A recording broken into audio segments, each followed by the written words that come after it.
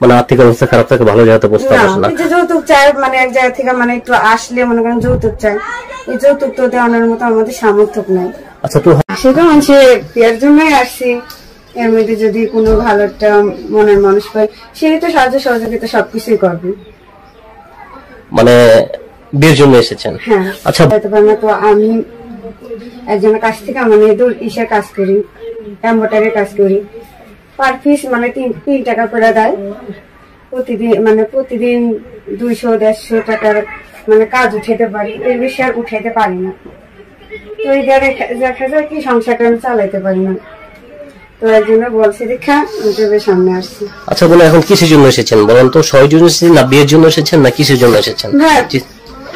তো গ্রামের মানুষ তো অনেকেই আসছে। আচ্ছা আচ্ছা বলেন তো, গ্রামে কে কে আছে? গ্রামে আসছি আমার দাদির কাছে নিয়ে আমরা আসি, একটা বোন আছে আর আমি। আচ্ছা, বাবা কি করে? বললাম না বাবা নাই। বাবা নেই? হ্যাঁ, আমি সায়েন্স নিয়ে পড়ালেখা করার ইচ্ছা আছে। আচ্ছা, তো কোনো আশা পূরণ হলো না? না, এখন পড়াশোনা মানে কোনো আশাই পড়ানো না, এখন ছোট বোনটারও মাদ্রাসায় দিছি, দেখি ভবিষ্যতে কি করা যায়। ভবিষ্যতে চিন্তায় আছেন নাকি? আচ্ছা আচ্ছা, তো গ্রামে থাকেন না?